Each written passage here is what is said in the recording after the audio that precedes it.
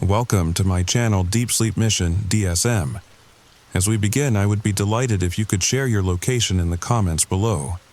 It's truly inspiring to witness how far this content travels and to connect with viewers from across the world. The groundskeeper at Arlington National Cemetery told me something last Tuesday that I can't stop thinking about. He said there's a grave that digs itself every single morning, without fail. And before you click away thinking this is just another ghost story, I have the photos to prove it. But I'm getting ahead of myself. Let me ask you this first. What would you do if you discovered that one specific grave, in one of America's most sacred places, was being disturbed every single night? And what if I told you that the cemetery staff knows about it, but they're forbidden from talking about it? Well, I found out why. And honestly, part of me wishes I hadn't. The story begins now. My name is Marcus Thompson. I'm a documentary filmmaker from Richmond, Virginia. And 3 weeks ago, I received an email that changed everything. It came from my old college roommate, Danny Reeves, who works as a night shift groundskeeper at Arlington National Cemetery. The subject line simply read, "You need to see this." Danny and I hadn't spoken in maybe 2 years, so getting an email from him out of the blue was already strange. But what he wrote made my blood run cold. "Marcus, I know you make those documentary films about unexplained stuff. I've got something for you. But you can't use my name. Ever. There's a grave here. Lot 31, Section 60. Every morning when I start my shift at 4 a.m., the earth is freshly disturbed, like someone dug it up and filled it back in. Every single morning. The brass doesn't want anyone talking about it. They just smooth it over before visitors arrive. Been happening for 3 months now. If you want to see it, come tomorrow night. I'll leave the service gate unlocked. Now, I've investigated plenty of supposedly paranormal locations. The old Waverly Hills Sanatorium in Louisville, Eastern State Penitentiary in Philadelphia, but Arlington? That's different. That's sacred ground. Over 400,000 service members rest there. You don't mess around with that. But Danny wasn't the type to make things up. He was boring, honestly. The kind of guy who organized his socks by thickness. If he said something strange was happening, then something strange was happening. So I went. The next night, Tuesday, October 15th. I drove the 2 hours from Richmond to Arlington. The service gate Danny mentioned was on the west side of the cemetery, barely visible from the main road. True to his word, it was unlocked. Walking through Arlington at night is unsettling. During the day, it's peaceful, orderly. The white headstones stand in perfect rows like soldiers at attention. But at night, those same headstones look like teeth. Thousands and thousands of teeth jutting up from the earth. I found Danny near Section 60. He was standing by his maintenance cart, nervously checking his watch. "You came," he said, his voice barely above a whisper. "Yeah, I came. Now show me this grave." He led me deeper into Section 60. This is the area where many service members from Iraq and Afghanistan are buried. Recent conflicts, fresh grief. The headstones here aren't weathered yet. Some still have fresh flowers, photographs, letters from loved ones. We stopped at a grave near the back of the section. The headstone read, "S.G.T.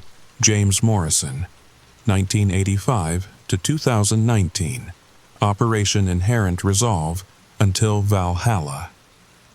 The earth in front of the headstone was wrong. While every other grave had grass that had grown over the years, this one looked like it had been dug up yesterday. The soil was dark, loose, fresh. "This is it," Danny whispered. "Lot 31, watch this." He took out his phone and showed me a video from that morning.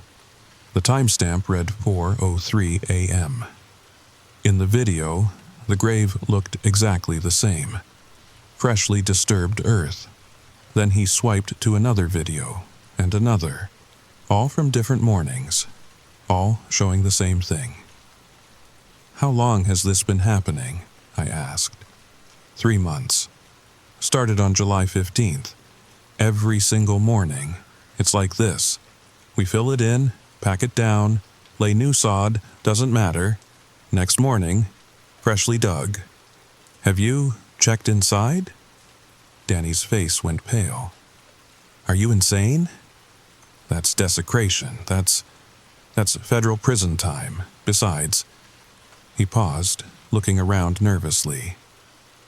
"The one time someone suggested it, the brass shut it down immediately, said it was a maintenance issue and to just keep fixing it." I knelt down beside the grave, running my fingers through the loose soil. It was cold, colder than it should have been for October in Virginia, and there was something else, a smell, not decay, but something metallic, like copper pennies. "Danny, has anyone seen who's doing this?" He shook his head. "We've had cameras on it for 2 months. Every morning, the footage from 3 a.m. to 4 a.m. is just static. It says it's an equipment malfunction, but how does the same malfunction happen every night at the exact same time?" I stood up, brushing the dirt off my hands. "I want to stay tonight, see what happens." Danny grabbed my arm. "Marcus, no, you don't understand. The few people who've tried to watch all night, they won't talk about what they saw. Johnson quit the next day. Ramirez transferred to day shift and won't even come to this section anymore. And Peterson." He trailed off. "What about Peterson?" "Peterson had a heart attack. He's 32 years old, marathon runner, and he had a heart attack. He survived, but he won't say what he saw, just keeps repeating, 'He's not ready, he's not ready.' I should have left then. Every instinct told me to leave. But I didn't. Because I'm an idiot who thought a good documentary was worth the risk. 'I'm staying,' I said." Danny stared at me for a long moment, then sighed. "Fine. But I'm not staying with you. And if anyone asks, you snuck in. I had nothing to do with this." He left me there, alone in Section 60, with only my camera and a flashlight. I set up my equipment about 20 feet from Lot 31, far enough to get a good shot but close enough to see details. Then I waited. The first 2 hours were uneventful. I sat there in the dark, listening to the distant sounds of traffic on the highway, watching the grave through my camera's viewfinder. Nothing happened. Then, at exactly 3 a.m., my camera died. Not the battery. I'd charged it fully and brought 3 spares. The camera just stopped working. The screen went black. No power light. Nothing. I grabbed my phone to use as a backup camera, but it was dead too. Completely bricked. Even my flashlight, which ran on regular batteries, went out. The only light came from the moon, casting long shadows across the headstones. And that's when I heard it. Scratching. It was coming from underground, from Lot 31. The sound was rhythmic, deliberate. Scratch, scratch, scratch, like fingernails on wood. Then it stopped. The earth in front of the headstone began to move. It didn't erupt or explode. It just shifted, like something was pushing up from below. The soil rose about an inch, then settled. Rose again, settled, like breathing. Then I heard the voice. It was muffled, coming from deep underground, but I could make out words. "Not ready, not ready." The same words Peterson had repeated. But this voice, it wasn't panicked or afraid, it was frustrated, angry even. The earth continued to shift, and now I could see something breaking through. Not a hand or a body, but something else. Something that looked like tree roots? Black, twisted roots pushed through the soil, but they moved like fingers, reaching, grasping. They emerged about 6 inches, then retreated back into the earth, then emerged again, further this time. I wanted to run. Every cell in my body screamed at me to run. but I was frozen, watching these things that looked like roots but moved like tentacles, emerging and retreating. Emerging and retreating. Then the voice came again, clearer this time. "Why won't you let me rest?" The roots suddenly shot out of the ground, extending at least 3 feet into the air. They twisted together, forming something that almost looked like a hand with too many fingers. It grasped at the air, then slammed back down into the earth. The ground shook, not like an earthquake, but like something massive had just turned over in its sleep. Then, silence. The disturbed earth looked exactly as it had when Danny showed me. Freshly dug, loose soil, no sign of the roots or whatever they were. My equipment suddenly came back online. Camera, phone, flashlight, all working perfectly. The timestamp on my camera showed 4 a.m. Exactly 1 hour had passed, though it felt like minutes. I grabbed my gear and ran. I didn't stop running until I reached my car. But here's the thing. When I checked my camera's memory card, there was footage. Footage I didn't remember recording. The timestamp said 3 a.m. to 4 a.m. The hour my camera was supposedly dead. The footage showed lot 31. For 59 minutes, nothing happened. Just a static shot of the grave. Then, in the last 60 seconds, the earth began to move. But not like I remembered. In the footage, it looked like someone was digging from the inside, pushing soil up and out. And there was audio, a man's voice clear as day. I volunteered for this mission. They said it would be quick, in and out. But they lied. The thing they put inside me, it's not done. It needs more time. But my body can't hold it anymore. Every night it tries to leave, to find a new host. And every night I pull it back down. I'm so tired. But if I let go, if I stop fighting, God help us all. The footage ended. I drove home in a daze. I couldn't process what I'd seen, what I'd heard. When I got back to Richmond, I immediately started researching Sergeant James Morrison. What I found made everything worse. Sergeant James Morrison did die in 2019, but not in combat. The official record listed his cause of death as training accident. But that's where the official record got weird. Morrison wasn't infantry or special forces. He was a biochemist, assigned to USAMRIID, the United States Army Medical Research Institute of Infectious Diseases, the same facility that handles things like anthrax and Ebola. Why would a biochemist die in a training accident during Operation Inherent Resolve?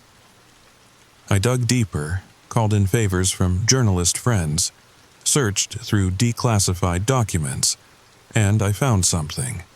A single reference in a heavily redacted report from 2019. Project Graft, Genetic Resistance and Adaptation Field Trial. Morrison's name appeared once, listed as voluntary test subject. The rest was blacked out, but there was a footnote. Easy to miss if you weren't looking for it. It referenced another document. A medical report from Walter Reed Medical Center. That report was supposed to be classified, but someone had made a mistake.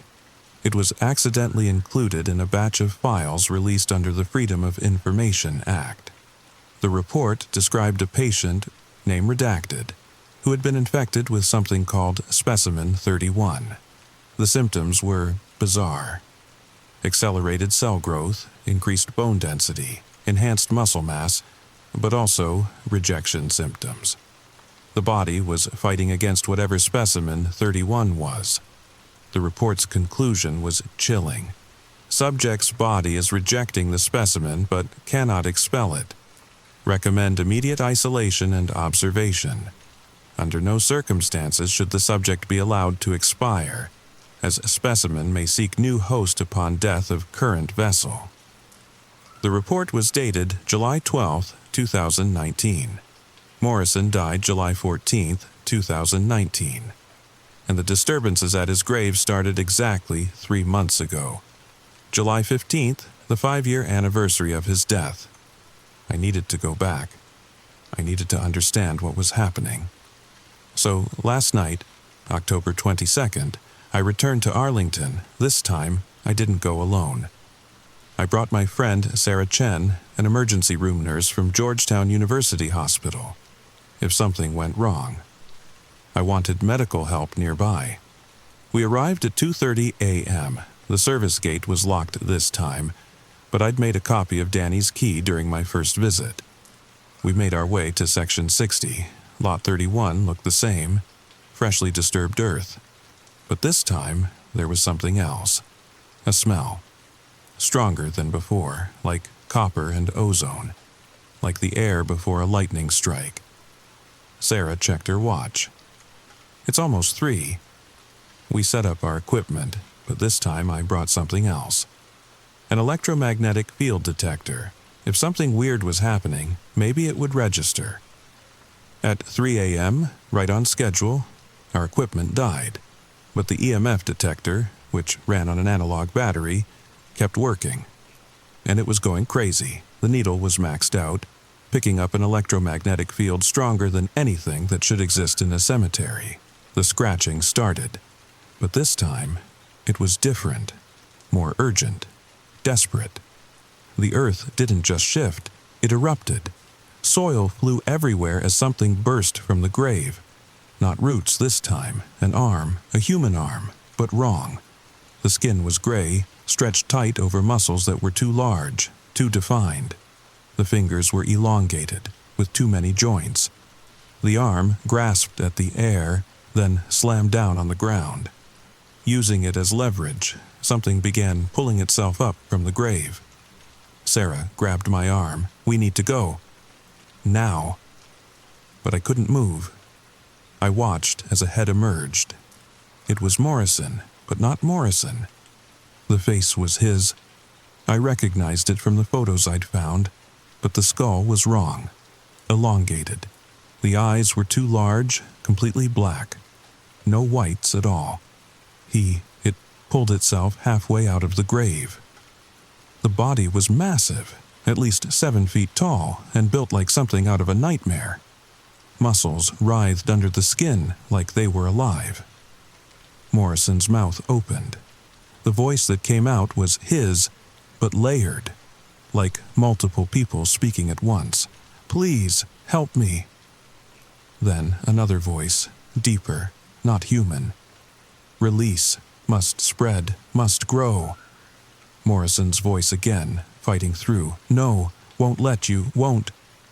The thing that was Morrison began convulsing. The muscles under its skin rippled and contracted. Black veins spread across its gray flesh like a road map. It reached toward us, fingers extending impossibly long. "Kill me, please, before it."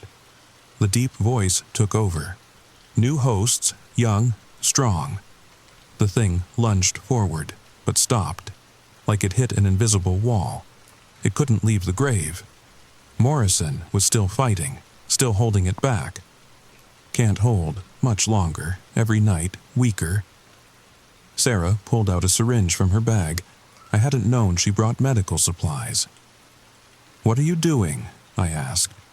"Ending this," she said. She ran toward the grave. The thing that was Morrison reached for her, but instead of attacking, it exposed its neck. Morrison was still in there, still in control. Barely. "Thank you," Morrison's voice whispered. Sarah injected something into its neck. The thing convulsed, then collapsed back into the grave. The soil fell back into place, covering it like nothing had happened. Our equipment came back online at exactly 4 a.m. "What did you give it?" I asked Sarah. "Potassium chloride. Enough to stop a horse's heart. It won't hold for long, though. Whatever that thing is, it's not entirely biological. It'll regenerate." "How did you know to bring that?" Sarah looked at me with hollow eyes. "Because I've seen this before. At the hospital.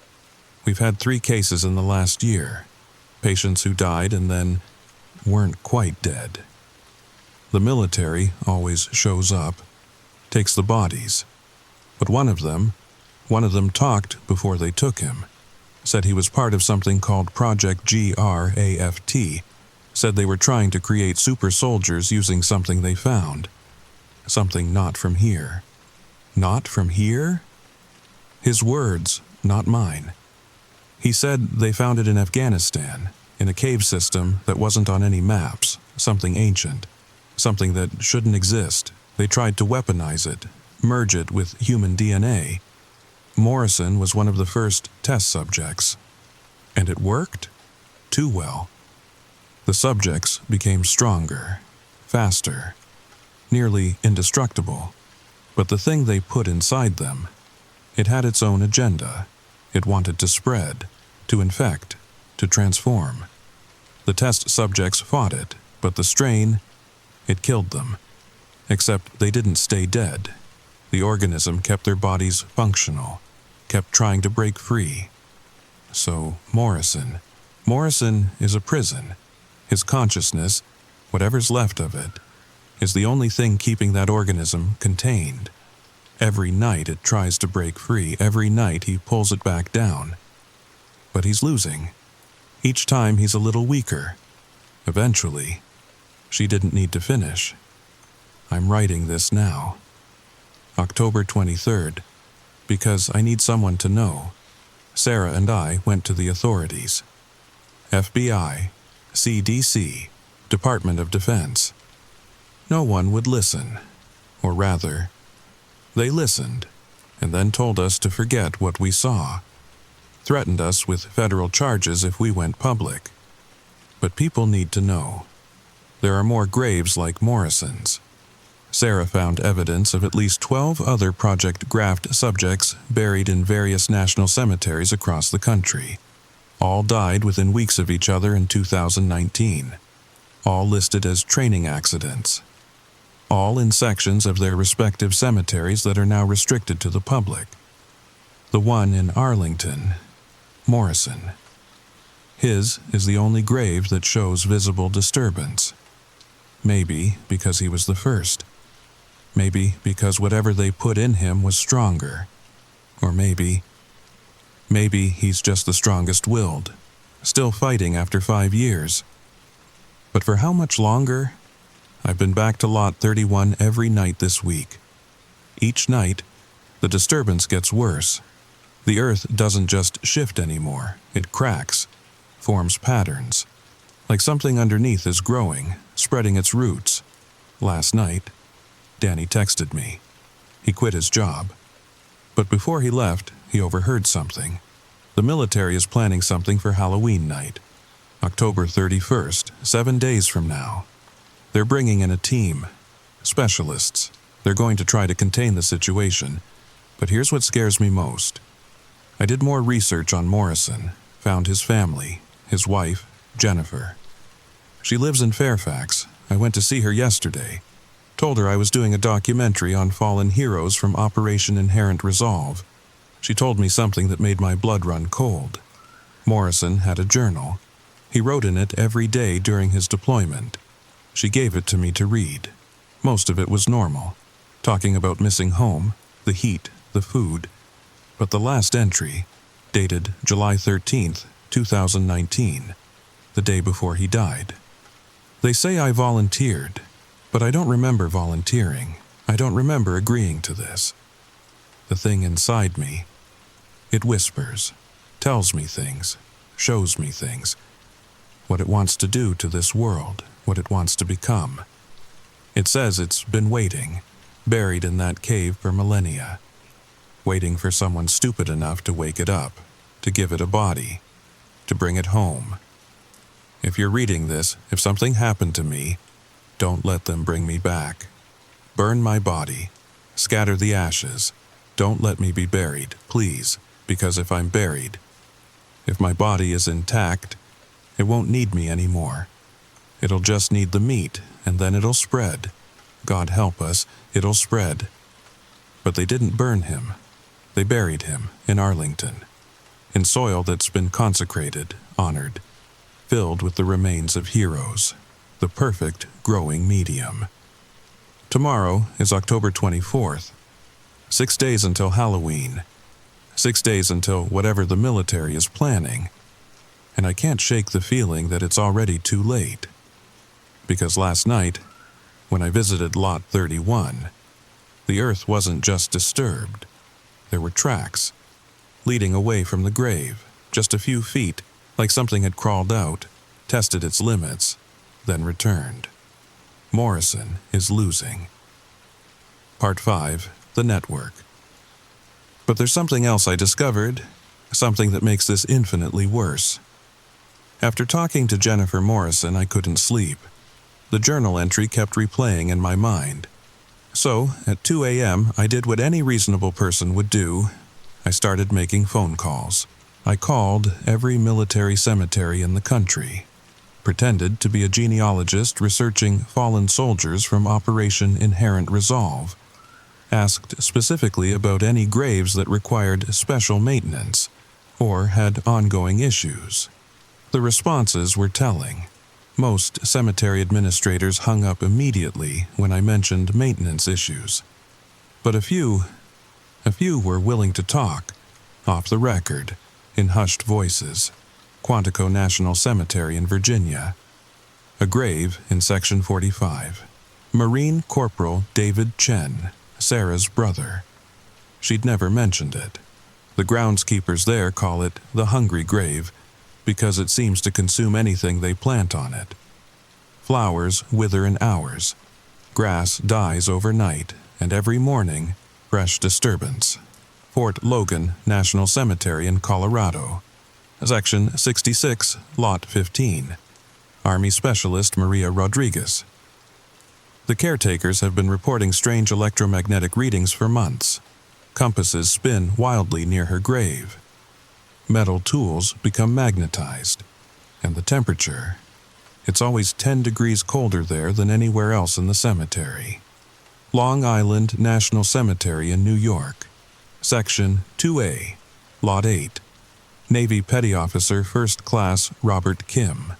The soil around his grave has turned black. Not from decomposition, something else. They've tested it. The chemical composition doesn't match anything in their database, and it's spreading slowly, an inch or two each month. 12 graves, 12 cemeteries, all showing signs of disturbance. But here's the part that made my hands shake as I wrote this down. When I cross-referenced the dates of death with the lunar calendar, they all died during a new moon, the darkest night of each month. And Morrison died on July 14th, 2019, the night of a supermoon eclipse. It's not random. None of this is random. I called Sarah to tell her what I'd found. She didn't answer. Her phone went straight to voicemail, so I drove to her apartment in Georgetown. The landlord said she'd packed up and left 3 days ago, paid her lease through the end of the year, and disappeared. But she left something for me, an envelope with my name on it. Inside was a flash drive and a note. Marcus, I'm sorry I lied. David wasn't just my brother. He was my twin. We shared everything, including nightmares. For the past year, I've been dreaming his dreams, seeing through his eyes. And what I see, what's coming, I can't stop it alone. The 12 sites aren't separate incidents. They're connection points, a network. When Halloween comes, when the veil is thinnest, they're all going to activate at once. The organism isn't trying to escape, it's trying to communicate, to coordinate. Check the flash drive. And Marcus, get far away from Arlington. The specialists coming on Halloween aren't there to contain anything. They're there to facilitate it. S. I plugged in the flash drive with trembling fingers. It contained hundreds of files, medical records, military communications, video footage from 12 different cemeteries, all showing the same thing: graves that move, soil that breathes, and in every video, electromagnetic signatures that pulse in perfect synchronization like a heartbeat, like a network coming online. The final file was a recording of a phone call. Sarah's voice. and another voice I didn't recognize. Military. Official. "The test subjects are stabilizing," the unknown voice said. "Specimen 31 has successfully integrated with all 12 hosts. Phase 2 can commence on schedule." "What about the containment?" Sarah asked. "You said they were contained." A laugh, cold, mechanical. "Dr. Chen, containment was never the goal. Incubation was. We needed time for the network to mature, for the organisms to adapt to their new environment. Halloween isn't just symbolically appropriate, it's astronomically perfect. The planetary alignment will amplify the electromagnetic field by a factor of 12. The specimens will be able to communicate across vast distances, share information, coordinate their emergence. My brother, David, is he still? Your brother served his country admirably. His consciousness provided the perfect cover for Phase 1. But his usefulness has ended. On Halloween night, Specimen 31 will assume full control of all 12 hosts simultaneously. The network will be complete. The recording ended. I'm uploading this to every social media platform I can think of, sending copies to journalists, bloggers, conspiracy theorists, anyone who might listen. Because in 3 days, on Halloween night, something is going to happen. Something that's been planned for 5 years. And I'm the only one who knows. If you're reading this after October 31st, 2024, and the world hasn't ended, then maybe someone listened. Maybe someone acted. But if you're reading this and strange things are happening, if the dead aren't staying dead, if you see graves that move and soil that breathes, then I'm sorry. I tried to warn you. The network is online, and when he finally loses, when that thing breaks free, Arlington National Cemetery won't be sacred ground anymore. It'll be ground zero. I need you to share this. I know how it sounds. I know you probably think I'm crazy. But if something happens on Halloween, if you hear about an incident at Arlington, remember this story. Remember Morrison. Remember that he fought as long as he could. And remember, there are 11 more graves just like his. 11 more soldiers fighting a war that never ended. 11 more prisons that are slowly cracking. What do you think is going to happen when they all break at once? Sweet dreams. Oh, and one more thing. If you live near a national cemetery and you notice a grave that's always freshly dug, always disturbed, don't investigate. Don't ask questions, just move. Move far away. Because Morrison was the strongest of them. And even he couldn't hold it back forever. The scratching. I can still hear the scratching. But now, it's not just coming from one grave. Story number 2. There's a photograph on my desk that shouldn't exist. I'm in it, standing in front of an IRS building in downtown Milwaukee that was demolished in 1987. The problem is, I took this job in 2019. And the real problem? The timestamp on the photo says Monday, October 14th, 2024. Last week. If you're still listening after that, good, you need to hear this. Because somewhere out there, maybe in your town, maybe on your street, there's an office that only appears on Mondays. And if you get a letter from them, whatever you do, don't go alone. But wait, I need you to understand something first. Comment below if you've ever received an IRS notice that didn't quite look right. The paper too thick, the seal slightly off, the signature that seemed to shimmer when you moved it under the light. Because if you have, then you already know them. You just don't remember yet. All right, the story starts now. My name is David Chen, and I've been a certified public accountant in Milwaukee for 12 years. I mention this because I want you to understand. I know what real IRS correspondence looks like. I've seen thousands of letters, notices, audits. I know the weight of the paper, the exact shade of the letterhead, the way the seal feels under your thumb.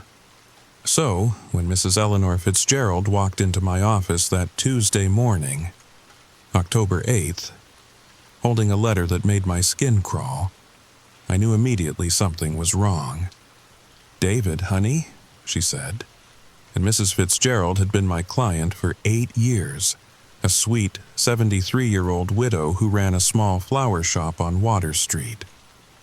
"I got this yesterday, Monday, and I don't understand. I paid all my taxes. You filed them yourself. The envelope was wrong, too heavy, like it was made from something older than paper. The address read, IRS Regional Processing Center, 1400 North Water Street, Milwaukee, Wisconsin, 53202. I knew that address. It's where the Riverside Theater stands now, has been standing since 1988. "Mrs. Fitzgerald," I said, trying to keep my voice steady, "where did you say this came from?" "The mailman delivered it yesterday." "But David, the strangest thing. He was wearing one of those old uniforms. You know, the ones from the 80s with the peaked caps. I thought maybe it was some kind of vintage day or something." I opened the letter. The moment my fingers touched it, I felt cold. Not the October in Wisconsin kind of cold, but something that seemed to pull heat from my bones. The letter was typed on an actual typewriter. I could feel the impressions of the keys pressed into the paper. It read, "Dear Mrs. Eleanor Fitzgerald, your presence is requested at the IRS Regional Processing Center regarding discrepancies in your filed returns from 1987 to 2024. Please report to 1400 North Water Street on Monday, October the 14th, 2024, at 3:33 p.m. Failure to appear will result in immediate asset seizure and retroactive penalty assessment. Sincerely, Harold Monday, Senior Tax Examiner, Monday Division." I read it 3 times. The dates were impossible. Mrs. Fitzgerald would have been living in Chicago in 1987, and she didn't move to Milwaukee until 1995. I had her complete tax history. "This is a scam," I told her, though something in my gut twisted as I said it. "Don't worry about it. I'll look into it." She left, relieved, but I kept the letter. That night, I did something I shouldn't have. I drove to 1400 North Water Street. The Riverside Theater was dark, closed for renovations. But as I sat in my car, staring at the building, I swear I saw something. For just a moment, maybe a trick of the streetlight. The theater wasn't there. In its place stood a brutal concrete building, all right angles and narrow windows, the kind they built government offices in during the 70s and 80s. And in one of those windows, 3 stories up, a light was on. A figure stood there looking down at me. Then I blinked, and it was just the theater again. I didn't sleep that night. How could I? Instead, I did what accountants do best. I researched. I pulled old city records, newspaper archives, anything I could find about 1400 North Water Street. What I found made my coffee go cold in my hands. There had been an IRS building there, built in 1971, demolished in 1987 after, and this is where it gets strange, after what the Milwaukee Journal called structural inconsistencies that defied architectural explanation. The article was vague, but it mentioned that the building had been evacuated 6 months before demolition, when employees started reporting things, doors that opened to rooms that shouldn't exist, hallways that were longer walking one direction than the other, and Mondays. Something about Mondays. 7 employees had gone missing over the building's 16-year operation. All of them had disappeared on Mondays. I found their names. Harold Monday was one of them. Disappeared October 14th, 1985. My hands were shaking as I typed his name into every database I could access. Nothing. It was like he had never existed outside of that one newspaper mention. No social security number, no birth certificate, no death certificate, just gone. But then I found something else.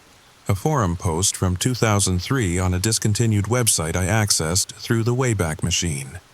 Someone in Phoenix describing a letter they'd received from an IRS office that didn't exist. The tax examiner's name? Harold Monday.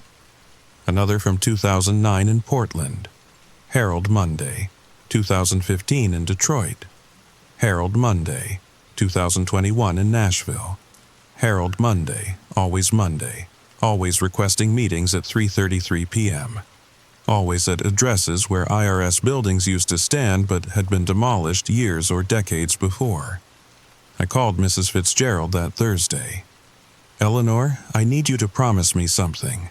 Whatever happens, don't go to that appointment on Monday." "Oh, David." I wasn't planning to, but the strangest thing, I got another letter yesterday. My blood turned to ice. Yesterday was Wednesday. No, dear. Another letter on Monday. This past Monday. But David, Monday was 3 days ago, wasn't it? Why does it feel like Monday was yesterday? I drove to her flower shop immediately. She showed me the second letter. Same paper, same typewriter, same impossible feel. But this one was different. Second notice. Your appointment has been rescheduled to Monday, October 14th, 2024, at 3:33 p.m. Mr. David Chen may accompany you as your registered representative. Failure to appear will result in retroactive existence audit. Retroactive existence audit. What the hell did that mean? "Mrs. Fitzgerald," I said slowly, "what do you remember about Monday?" She frowned, her usually sharp eyes clouding. I opened the shop, I think. Did I open the shop Monday? David, why can't I remember Monday? I couldn't either. The more I tried to think about it, the more it slipped away like smoke. I knew Monday had happened. It had to have happened, but it was just missing. That's when I noticed the calendar on her wall. October 2024. Every Monday was blank, not unmarked, blank. Like someone had cut perfect rectangles out of the paper where the Mondays should be. I made a decision that night. Maybe it was stupid, maybe it was brave, maybe it was both. I was going to that appointment with Mrs. Fitzgerald. I spent the weekend preparing. I don't know what I was preparing for exactly. I photocopied all of her tax returns, created backup files, even wrote a letter to my partner at the firm explaining everything, just in case. I set it to auto-send Tuesday morning if I didn't cancel it. Sunday night, I didn't sleep. I sat at my kitchen table watching the clock. 11:57, 11:58, 11:59, 12 o'clock. Monday. The world shifted. It's hard to explain. Have you ever been in a room where someone turns off a white noise machine you didn't know was running? That sudden awareness of a silence that was always there? It was like that, but with everything. The air felt thinner. Colors seemed not quite right. And every digital clock in my house showed a time that didn't match the analog ones. I picked up Mrs. Fitzgerald at 3 p.m. She was confused, kept asking why we were going somewhere on a Sunday. Even though she knew it was Monday. We both knew it was Monday. But Monday felt wrong in our mouths, like a word from a language we didn't quite speak. The drive to 1400 North Water Street took exactly 33 minutes. I know because I watched the clock the entire time. Except the clock moved strangely. Sometimes a minute lasted forever. Sometimes 5 minutes passed in a blink. When we arrived, the theater wasn't there. The IRS building stood in its place, exactly as it had looked in the old photographs I'd found. Brutalist concrete, narrow windows, a revolving door that turned slowly, endlessly, even though no one was pushing it. "David," Mrs. Fitzgerald whispered, "do you see it too?" I nodded. We sat in the car for a moment, both of us knowing that once we went in, something would change. The parking meter outside read, "Monday, parking only, 33 minutes maximum." I fed it 2 quarters. The coins disappeared into the slot without a sound. The revolving door pulled us in. I don't mean we walked into it. I mean it pulled us, like gravity had shifted, like the building needed us inside. The lobby was exactly what you'd expect from a government building circa 1975.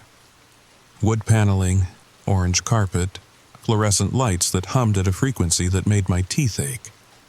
But it was empty. Completely, utterly empty. Except for the directory on the wall. Hundreds of names, all different, but somehow all the same.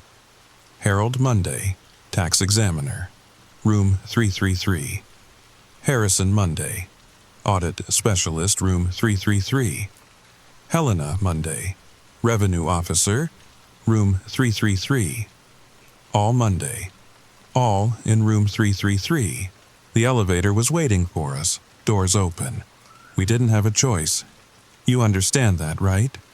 Once you're in the Monday building, you don't have choices anymore. You just have appointments. The elevator had buttons for floors that shouldn't exist. Not just a 13th floor, but a floor 0, a floor -1, a floor marked only with a symbol that hurt to look at. I pressed 3. The elevator moved sideways first, I'm sure of it, before going up. The 3rd floor hallway stretched in both directions, seemingly forever. Every door was numbered 333. Which one? Mrs. Fitzgerald asked. Before I could answer, one door opened. Not all the way, just a crack, just enough to see the darkness beyond. And from that darkness, a voice, Mrs. Fitzgerald, Mr. Chen. Right on time. The office was impossible. I've been in hundreds of offices. This wasn't one of them. This was the idea of an office. Like someone had described the concept to something that had never seen one, and it had tried its best to recreate it. The desk was too large, extending back into shadows that shouldn't exist in a room with fluorescent lighting. The chair behind it was empty, but somehow Harold Monday was there. I can't explain it better than that. The chair was empty, and Harold Monday was sitting in it. He looked exactly like a tax examiner from 1985. Polyester suit, thin tie, hair that was somehow both perfectly styled and completely wrong. But his face kept slipping, like your eyes couldn't quite hold on to it. One moment he looked 30, the next 70, the next older than anyone should be. "Please sit," he said, and chairs appeared, not were there, appeared. "We have much to discuss about your returns." He opened a file that was simultaneously too thin and too thick, pages that were both blank and covered in numbers that writhed like insects. "Mrs. Fitzgerald," he said, his voice coming from everywhere and nowhere. "You failed to file returns for the years 1987 through 1994. "I lived in Chicago then," she said, her voice small. "No," Harold Monday replied, and suddenly I wasn't sure she had. "You lived here. You've always lived here. You just don't remember the Mondays." He turned to me, and for a moment, just a moment, I saw what he really was, or wasn't. The absence of him, the void where a person should be, filled with nothing but Mondays. Endless, eternal Mondays, stolen from everyone who'd ever forgotten them. "Mr. Chen," he said, "you've been very helpful, but you've also been very curious. Curiosity is taxable." The room started to stretch. The walls pulled away from us, or we shrank, I couldn't tell. The filing cabinets that lined the walls grew taller, impossibly tall, reaching up into darkness. And from each drawer, whispers. Voices of everyone who'd ever lost a Monday. "Here's what's going to happen," Harold Monday continued, shuffling papers that aged decades between each movement. "Mrs. Fitzgerald owes us 7 years of Mondays. That's 364 Mondays, plus interest and penalties. Let's call it 400 Mondays even." That's impossible," I managed to say. "Is it?" He tilted his head, and for a second it kept tilting, all the way around before snapping back. How many Mondays do you remember from last year, Mr. Chen? Really remember? Not just know happened, but actually remember? I tried to think. Tried to recall specific Mondays. They were there. They had to be there, but they were gray, empty, like photocopies of photocopies. Everyone owes Monday taxes, he explained, his grin too wide, with too many teeth that were too square. Most people pay them without knowing. A forgotten Monday here, a blurred Monday there, but some people don't pay their fair share, and that's where I come in. Mrs. Fitzgerald was crying silently beside me. Please, she whispered. I don't have 400 Mondays left. No, Harold Monday agreed. You don't. Which is why we'll have to take them retroactively. Every Monday you've ever lived, backwards from now. You'll wake up Tuesday not knowing why you're 7 days older. Then the next Tuesday, 14 days older. Until all your Mondays are collected. Wait, I said, standing up. The chair disappeared the moment I left it. Take mine instead. Harold Monday laughed. It sounded like calendar pages tearing. Yours? Mr. Chen, you're already paying. Why do you think you're here? You've been paying since you touched that letter. Check your phone. I pulled out my phone. October 21st, 2024. Tuesday. But we just got here. It's Monday the 14th. Was it? Harold Monday asked. Or was that last Monday? Or the Monday before? How many Mondays have you spent in this office, Mr. Chen? How many times have we had this conversation? The room spun. I grabbed the desk to steady myself and my hand passed through it. Not like it was intangible, like I was. The good news, Harold Monday continued, is that Mrs. Fitzgerald's debt is paid. 400 Mondays collected from her account. She won't remember them, of course. Won't remember you bringing her here every Monday for... how long has it been? I looked at Mrs. Fitzgerald. She was older, not drastically but noticeably. Lines that weren't there before, a stoop to her shoulders, her hair more gray than silver. What did you do? I demanded. Nothing she won't forget by Tuesday. That's the beauty of Monday collections. No one ever remembers. Except... He leaned forward, and the empty chair creaked under the weight of his non-existence. Except, sometimes they do. In dreams, in moments of déjà vu, in that creeping feeling that time is wrong, that days are missing, that something happened on a Monday that changed everything, but you just can't remember. The office started to fade, or we did. The walls became transparent, showing other offices behind them, beside them, inside them. All room 333.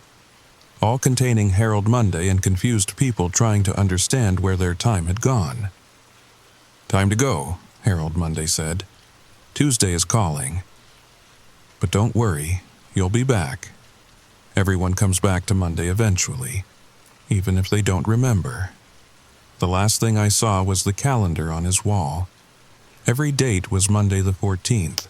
Every month, every year, all Monday the 14th, stretching back to 1985 and forward to forever. Then we were in my car, parked outside the Riverside Theater. It was dark. My phone said October 22nd, 2024. Tuesday, 3:33 a.m. Mrs. Fitzgerald was asleep in the passenger seat. When I woke her, she didn't remember why we were there. Didn't remember the office, Harold Monday, any of it. Just complained about losing a week somehow and asked if I could drive her home. But I remembered. I remember everything, and that photograph I mentioned at the beginning?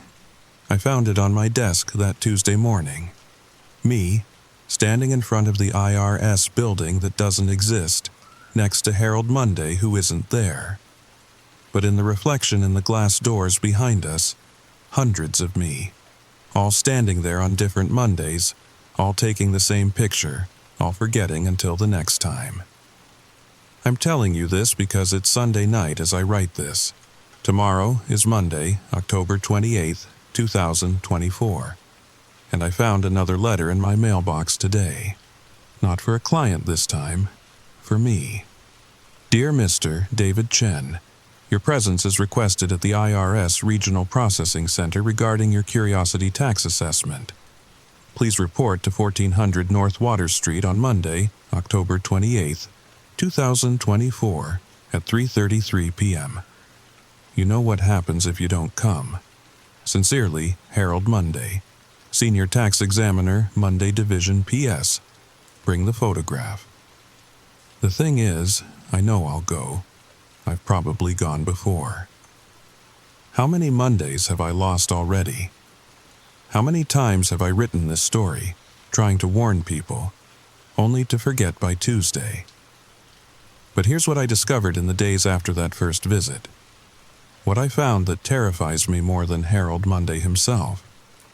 I started tracking everyone who'd received those letters. Not just the forum posts from years past, but current cases. Real people, living in cities across America, all getting summons to IRS offices that don't exist, all scheduled for Mondays at 3:33 p.m., and they all forget, every single one of them. By Tuesday morning, they've lost not just the Monday they spent in room 333, but pieces of other Mondays too, sometimes decades worth, time just carved out of their lives, leaving them confused, aged, wondering why they feel like they've lost something important but can never remember what. I found Sarah Martinez in Phoenix. She received her letter in March 2024. Before her visit to Harold Monday, she was a marathon runner, 32 years old, training for the Boston Marathon. After, she's 35. Her body somehow 3 years older, her muscles mysteriously untrained. She has no memory of running in years, though her apartment is filled with medals and certificates she doesn't remember earning. I keep having dreams about running, she told me over the phone, her voice distant. But they feel like someone else's dreams. Like I'm watching someone who looks like me but isn't me. Does that make sense? It makes perfect sense. Because those weren't her dreams. They were her Mondays. All the Monday morning runs, the Monday training sessions, the Monday races, gone. Fed to Harold Monday's endless hunger for time that people don't properly remember. Then there's Marcus Webb in Detroit, 45 years old when he got his letter in June. Owned a successful auto repair shop, married for 20 years, 2 teenage kids. After his Monday appointment, his marriage is strained, his children treat him like a stranger, and his business has somehow lost 2 decades of customer relationships. My wife keeps saying I've changed, he told me, his voice breaking. She says I don't remember our Monday date nights, the Monday morning breakfasts we shared, the Mondays we spent working on the house together, but I don't remember forgetting them. It's like they never happened at all. Because they didn't. Not anymore. Harold Monday doesn't just take the time, he redistributes it. All those lost Mondays, all that stolen life, feeding something that exists between the seconds, in the gap between Sunday's end and Tuesday's beginning. I've found 17 people so far, all of them missing chunks of their lives, all of them aging in ways that don't match their memories, all of them haunted by dreams of experiences they can't quite grasp, like trying to hold water in their hands, and all of them received their letters after someone close to them became curious about Harold Monday. You see the pattern now, don't you? Mrs. Fitzgerald got her letter after I started researching. Sarah Martinez got hers after her accountant looked into a similar case. Marcus Webb received his after his brother, a tax attorney, began investigating temporal inconsistencies in IRS correspondence for a law review article. Curiosity is taxable. Research is auditable. And payment is always due on Monday. I've been mapping it, you see. Every case, every connection, every thread that leads back to room 333. And what I've found is worse than just a creature feeding on forgotten time. Harold. Monday isn't working alone. There are others. Hundreds of them. Tuesday, Thompson in accounting review. Wednesday, Williams in asset forfeiture. Thursday, Thornton in estate planning. Friday, Foster in fraud investigation. Saturday, Sutton in compliance. Sunday, Sterling in... I don't know what Sunday Sterling does. His department is listed as temporal reconciliation, and that phrase makes my teeth hurt to read.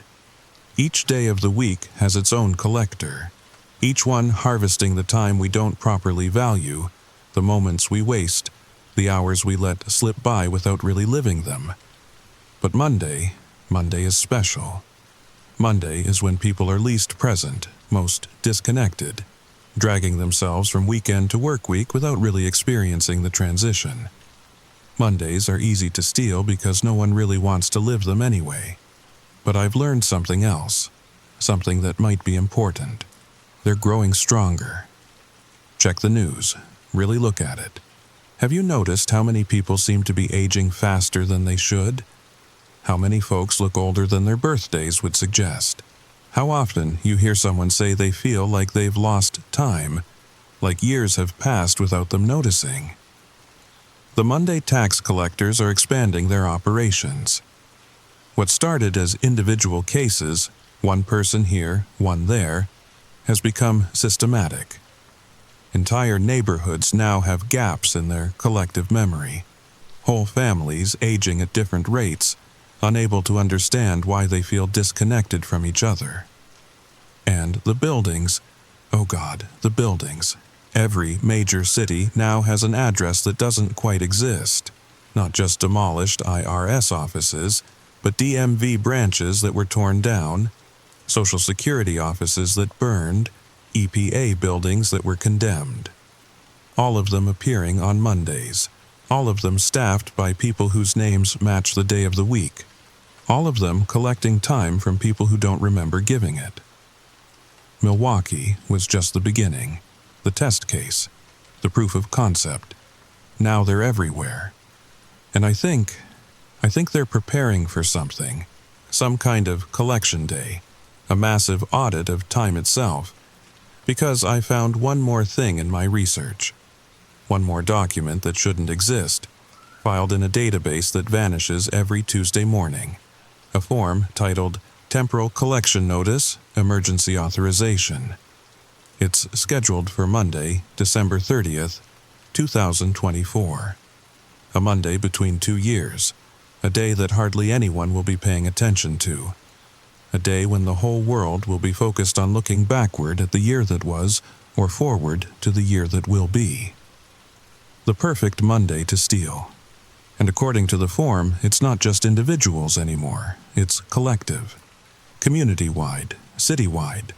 Everyone who's ever forgotten a Monday, ever let one slip by without really living it, ever wished a Monday would just end already. They're going to collect them all at once. Every lost Monday in human history, called in on a single day. I don't know what happens when that much time gets taken at once. I don't know what's left of people who suddenly find themselves missing not just individual days, but entire swaths of their lives. I don't know what happens to a world that suddenly realizes it's been running on borrowed time for decades. But I know it's coming. And I know Harold Monday is expecting me to be there. Not just as a victim this time, but as something else. Something worse. Because the letter I received today, the one calling me back for Monday, October 28th, has a different title on it. Recruitment notice. They want to make me one of them, a collector, a Monday maybe, or a David Monday, someone to help them harvest time from the curious, the researchers, the people who ask too many questions. Someone to help them prepare for December 30th. Check your calendars, count your Mondays. Can you remember them all, really remember them, or are they just gone? Paid to a tax collector who doesn't exist, in a building that was demolished, on days you can't quite recall? If you're listening to this on a Monday, it might already be too late. The building might already have you marked. You might already owe. But if it's not Monday, if you still have time, then remember this. Never open strange IRS letters. Never visit addresses that shouldn't exist. And whatever you do, never, ever, be curious about where your Mondays go. Because Harold Monday is always collecting. Always waiting in room 333, always ready to take what you owe, whether you remember owing it or not. And the worst part? I just realized something. This story is exactly 4,747 words. I've counted 6 times, but every time I count, it comes out different. 4,747, 4,333, 4,987, 4,444. The numbers won't stay still, just like the Mondays won't stay remembered, just like Harold Monday won't stay gone. If you're still listening, check your calendar. What day is it? Are you sure? Are you really, really sure? Because I'm looking at mine right now, and every single day says Monday. Every single day. And there's someone knocking at my door at 3:33 a.m. On a Monday, that might be today, or yesterday, or tomorrow, or all of them at once. I have to go now, have to answer it, have to pay what I owe. But before I do, tell me in the comments, what day of the week did you start listening to this? And what day is it now? Because if they're different, if time slipped while you were listening, then Harold Monday knows about you too. He's probably already sent your letter. It's probably already Monday where you are. And somewhere, in a building that doesn't exist, room 333 is waiting, with your name on the door. Sweet dreams. If you can manage them on a Monday night that never ends.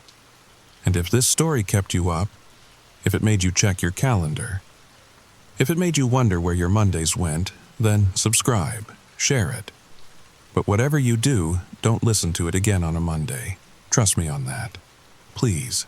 Story number 3. The last voicemail my sister left me was 47 seconds long. I've listened to it exactly 112 times since that October night, and each time I hear something different in the static between her words.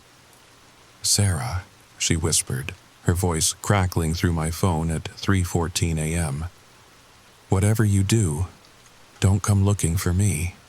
The trees here, they remember everything." That was 3 weeks ago. 3 weeks since Emma disappeared into the forests of northwestern Connecticut, along with everyone else from Millbrook, Ashford Falls, and yes, what remained of Dudleytown itself. But I should tell you what really happened. Not the sanitized version the state police are feeding the media, not the gas leak evacuation story they're desperately trying to sell. The truth. Because maybe, just maybe, if enough people know, we can stop it from spreading again.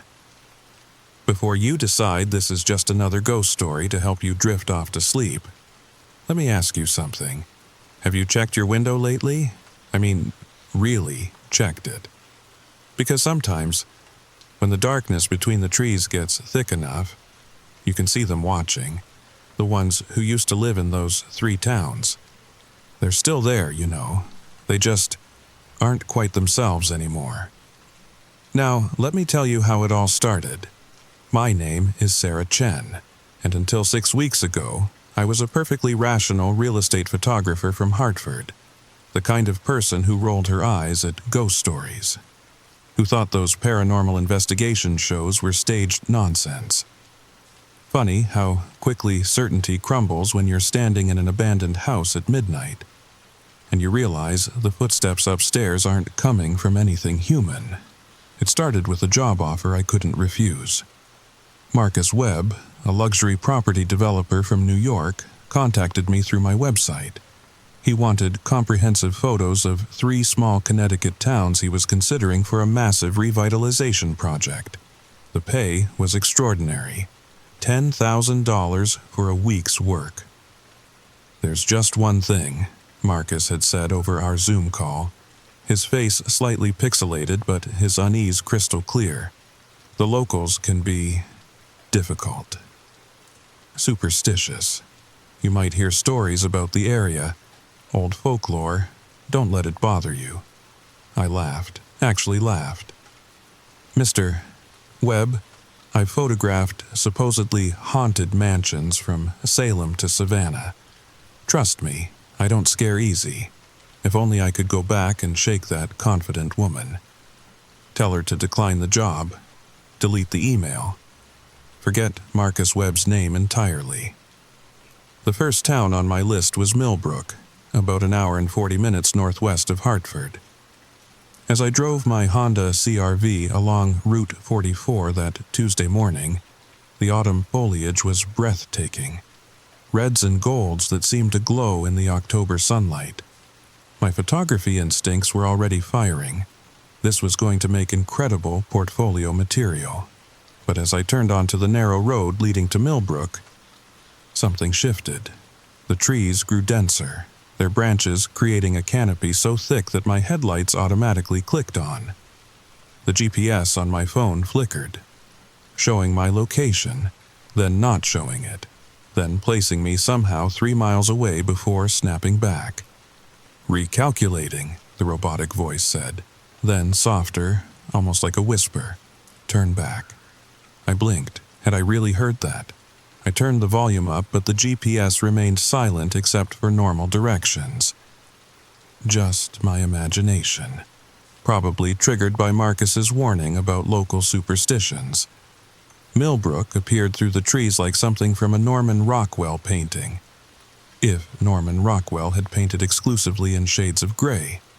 White clapboard houses with black shutters lined the main street. A general store with a hand-painted sign. A small church with a steeple that seemed to lean slightly as if avoiding something in the sky. But it was the silence that made my skin crawl. October in Connecticut means leaf blowers, kids playing, dogs barking. Here, nothing. Not even birds. I parked in front of the Millbrook General Store and grabbed my camera bag. The store's door was propped open, a small bell hanging motionless above it. Inside, fluorescent lights hummed over empty shelves. Not ransacked, just empty. Like someone had carefully, methodically removed every single item. "Hello?" My voice echoed off bare walls. "Anyone here?" A floorboard creaked upstairs. Then another, slow, measured steps. Like someone trying very hard not to be heard but failing. I should have left right then. Every instinct screamed at me to get back in my car and drive away. But I thought about the money, about my reputation, about not being the kind of person who gets spooked by an empty store. The footsteps stopped directly above me. Through the ceiling, I could hear breathing. Wet, labored breathing. Like someone with pneumonia trying to run a marathon. "I'm just here to take photos," I called out, trying to keep my voice steady. "Mr. Webb sent me." The developer, the breathing stopped. For exactly 3 seconds, I counted. Everything was perfectly still. Then the ceiling began to crack. Not all at once, but in a spreading web of lines that followed the path of those footsteps. Dust drifted down like snow. I ran, grabbed my camera bag and bolted for the door. But as I reached the threshold, a hand grabbed my shoulder. Not roughly, almost gently. I spun around to find an elderly woman standing there, though I swear the store had been empty seconds before. "You're Emma's sister," she said. It wasn't a question. Her eyes were the palest blue I'd ever seen. So pale, they were almost white. "She came through here last week, asking about Dudleytown." My heart stopped.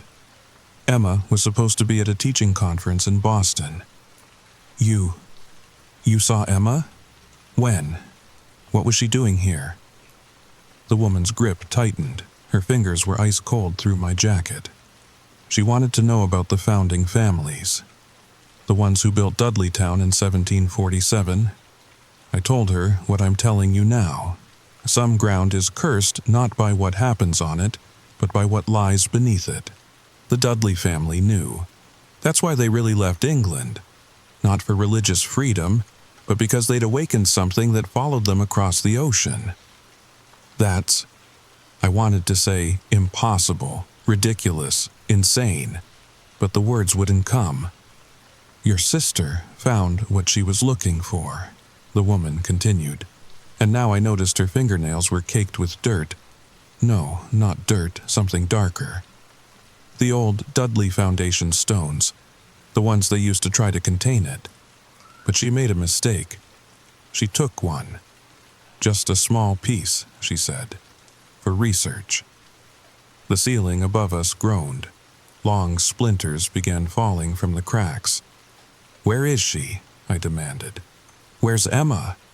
The woman smiled, and her teeth were all wrong, too many of them, too sharp. Where they all go, eventually.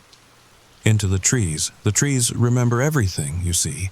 Every person who ever walked these paths, every secret, every scream. She released my shoulder and stepped back into the shadows of the store. You should leave now, Sarah Chen, before the sun sets, before they realize you're her blood. I stumbled backward out of the store, but as I turned to run to my car, I saw them. Faces in the windows of every house, pale, motionless faces, all watching me, all smiling those wrong smiles. My hands shook as I started the engine. As I drove out of Millbrook, I looked in my rearview mirror. The town had vanished, not gradually fading into the distance, but gone, like it had never existed at all, just trees, ancient, watching trees. But on my passenger seat, covered in that same dark earth, was a piece of stone. Rough, old, with symbols carved into it that hurt to look at directly, and a note in Emma's handwriting. Sarah, if you're reading this, it means they've shown you the way. Come to Dudley Town. Come before the third sunset, or we're all lost. I pulled over at a rest stop 20 miles from Millbrook, or where Millbrook should have been. My hands wouldn't stop shaking as I called Emma's phone. Straight to voicemail. I tried her school. They said she'd never shown up for the conference. Her roommate hadn't seen her in a week. The stone sat on my passenger seat like a living thing. Every time I looked away and back, it seemed to have moved slightly. The symbols carved into its surface weren't just hard to read. They actively resisted being understood. My eyes would slide off them like water off glass. I Googled Dudleytown, Connecticut curse and immediately wished I hadn't. Dudleytown, according to the articles, was Connecticut's most famous ghost town, founded in the 1740s by descendants of Edmund Dudley, who'd been beheaded by King Henry VIII for treason. The family was supposedly cursed, and everywhere they settled, madness and death followed. The town was abandoned by 1899 after a series of inexplicable tragedies. Multiple murders, mysterious disappearances, an entire family found turned to stone, though that last part was dismissed as legend. But the recent articles were what made my blood run cold. 3 weeks ago, hikers had reported strange lights in the Dudleytown forest. A week later, nearby Ashford Falls had reported multiple missing persons. Then Millbrook went silent. No phone calls out, no social media posts. The authorities claimed a chemical spill required evacuation, but no hazmat teams were ever seen. My phone buzzed. A text from an unknown number, just coordinates. And below them, 2 words, hurry, please. The coordinates led to Ashford Falls, the second town on Marcus Webb's list. I should have driven straight to the police, should have shown them the stone, told them about Millbrook, about Emma. But I knew how that would sound. And more than that, I could feel something pulling me forward. Not physically, but deeper. Like gravity in my bones. Ashford Falls was still inhabited, technically. I drove past houses with lights on, cars and driveways, normal suburban scenes. But something was off. Everyone moved in synchronization. A man mowing his lawn turned at the exact same moment as a woman walking her dog. Children playing in a yard all looked up simultaneously, directly at my car, and smiled. I parked outside the town library, a beautiful old brick building that seemed to be the only structure not watching me. Inside, a young librarian sat at the reference desk, reading a book with no words on its pages. "I'm looking for information about Dudleytown," I said. She looked up, and her eyes were normal. Warm brown, concerned. The first normal eyes I'd seen all day. "You're Sarah, Emma's sister. She said you'd come." Relief flooded through me. "You've seen her? Is she okay? Where is she?" The librarian, her name tag said Amy, glanced around nervously. "Not here. They're listening. Always listening now." She grabbed my hand and pulled me between the shelves back to a section labeled Local History. "Your sister came here researching the Dudley curse for her PhD thesis," Amy whispered. "But she found something else. Evidence that Dudleytown wasn't abandoned. It was sealed. The remaining families didn't leave. They volunteered to stay, to keep something contained. Generation after generation, living as guardians."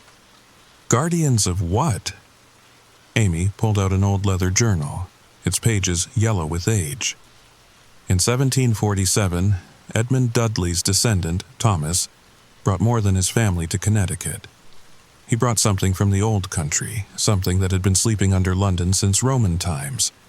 The Dudleys had been its keepers for centuries, but Thomas thought the New World would be far enough away. He was wrong. She opened the journal to a map. 3 towns formed a triangle around a central point, Dudleytown. The 3 towns were built as buffers, early warning systems. If the thing in Dudleytown ever got out, these towns would change first, give the outside world time to respond. "But the Guardian families are gone now," I said, understanding beginning to dawn. "The last one died 3 weeks ago," Amy confirmed. "Old Sam Morrison, 93 years old. The moment his heart stopped, it began. Your sister was there in Dudleytown, taking photographs of the old foundations. She saw it happen. The trees began to move, not swaying, walking. And the stones, the binding stones that kept it trapped, they began to crack. What is it? What exactly are we talking about?" Amy's face went pale. "The original settlers called it the hunger between. It's not from here, not from Earth. It exists in the spaces between spaces, the dark between stars. It feeds on human consciousness, not killing, but changing, remaking, making us into something that can survive in its realm when it finally breaks through." A shadow fell across the journal. We both looked up to find 3 people standing at the end of the aisle. Their faces were human, but their movements weren't. Jerky, like marionettes being pulled by inexperienced hands. "The gathering begins at sunset," they said in unison, their voices overlapping into harmony. "All blood of the taken must attend. The threshold weakens. The hunger between grows strong." Amy gripped my arm. "Run. Get to Dudleytown before they complete the ritual. Your sister, she's the key. The Dudleys' blood made the original binding. Emma's research proved she has Dudley ancestry. Distant, but real. They need her to break the seal completely." The 3 figures stepped forward, and their faces began to shift. Features sliding like melting wax. I grabbed the journal and ran, Amy right behind me. But as we reached the library entrance, she stopped. "I can't leave," she said sadly. "I was born here.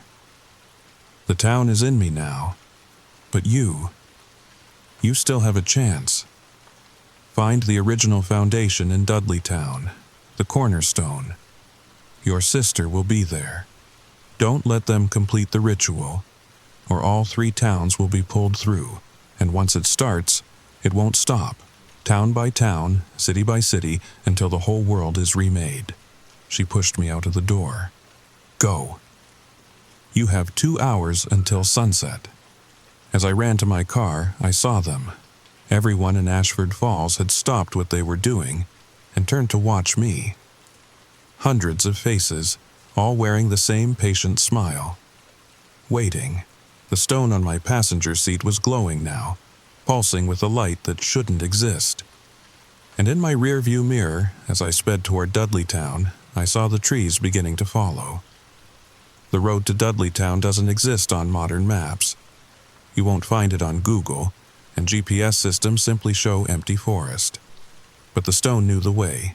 It grew warmer as I made correct turns, cold when I went wrong. Like the world's most terrifying game of hot and cold. The sun was already touching the tree line when I found the overgrown entrance. A rusted chain blocked the old dirt road, a no trespassing sign riddled with bullet holes hanging from its center. But the chain was already broken, cut recently. Emma's car was parked just beyond, abandoned, driver's door still open. I grabbed my phone, the journal, and, after a moment's hesitation, the stone. The moment I touched it, images flooded my mind. Not memories, older than that. Genetic echoes. London, 1542. A man in nobleman's clothes standing over a deep hole in the earth, speaking words in a language that predated human speech. The thing that answered wasn't meant for our world, but a bargain was struck.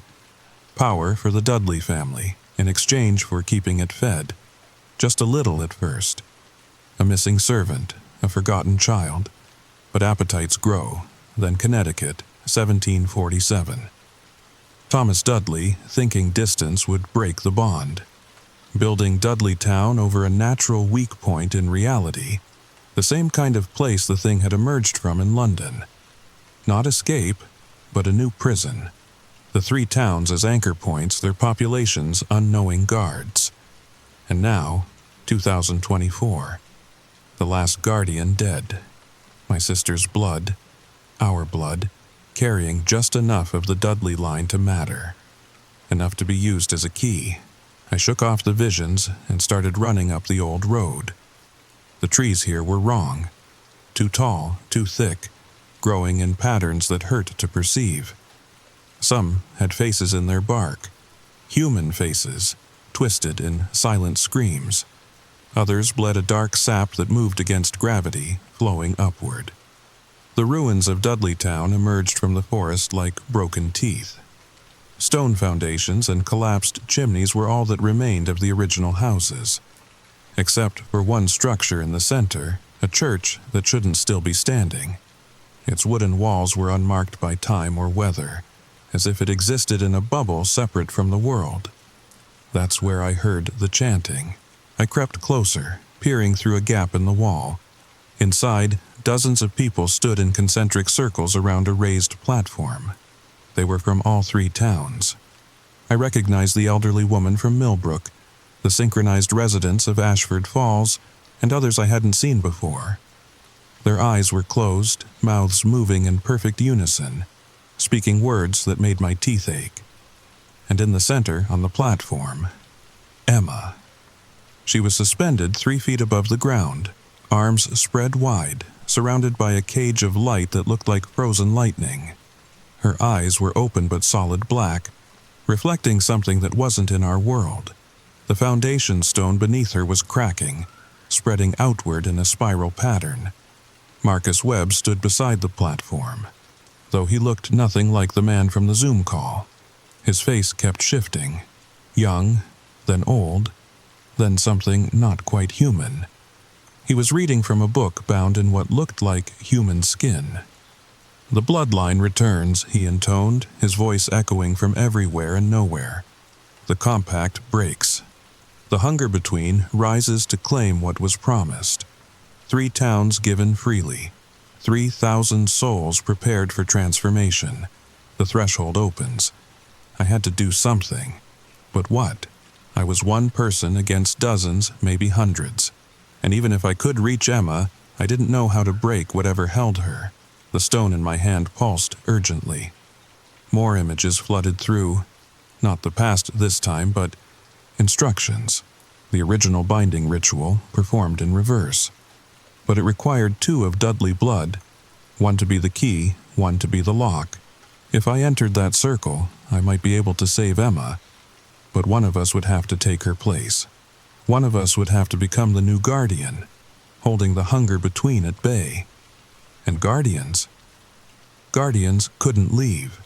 Ever. I thought about my life in Hartford, my apartment, my career, my friends. Such small things compared to 3 towns full of people. 3,000 souls that would be pulled into something unimaginable if I did nothing. But then I heard Emma scream, not with her voice, with her mind. A psychic cry that rang through my skull. "Sarah, help me. It's showing me what it's going to do. It's going to spread. It's going to take everyone. Please." I stood up and walked into the church.